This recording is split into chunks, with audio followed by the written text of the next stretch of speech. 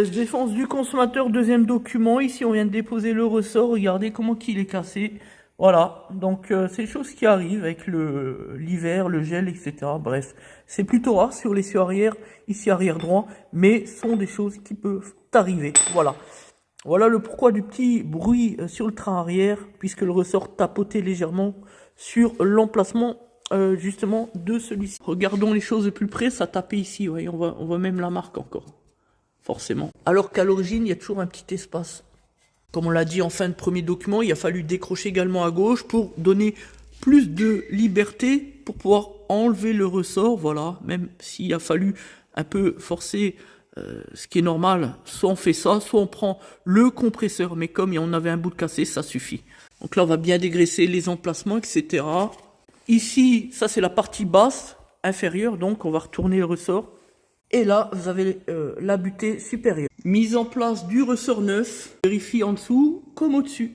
On surélève à gauche pour replacer la fixation de l'amorceur qui va nous permettre ici à droite, pour ce qui nous intéresse, d'avoir une certaine tenue de maintien du ressort dans son logement. Et désormais, nous allons mettre tout ça en place. Voilà, en faisant attention à l'amorceur. Il s'agit dès lors de reposer la vis et nous pouvons relâcher la pression. Ici, on est bien en place avec la gaine. Pareil en haut, on peut relâcher l'appareil de pression. Et ça passe tout juste, impeccable. Donc là, on a bien l'espace, tout va bien. On remonte la vis, on bloque tout ça, la roue, etc. Enfin, rien d'extraordinaire. Et pour terminer, la question qui tue, puisqu'on va arriver à 2 années-lumière, nous les tracteurs, qui viennent dire « Ah ben oui, mais il change juste un ressort. » Ben oui, on change juste un ressort, effectivement. Et selon la jurisprudence, les ressorts de suspension ne sont pas considérés comme des éléments de sécurité au sens strict, c'est-à-dire qu'on peut se permettre de remplacer simplement celui défaillant. A contrario, des coupelles ou des amortisseurs qui, eux, sont considérés comme étant des éléments de sécurité intégrants du véhicule. Donc, on vérifie les deux côtés. L'autre côté n'est même pas boursouflé, il n'a absolument rien du tout.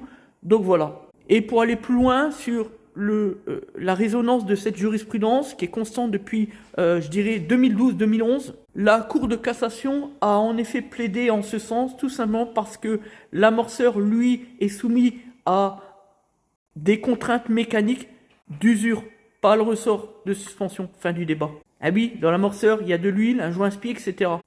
Et pas le ressort, vous l'avez compris. Ensuite, évidemment, si l'autre côté était boursouflé, c'est-à-dire avec de la corrosion qui sort de l'intérieur, évidemment qu'on aurait conseillé au client de remplacer les deux. Contrairement à eux, nous on maîtrise le droit.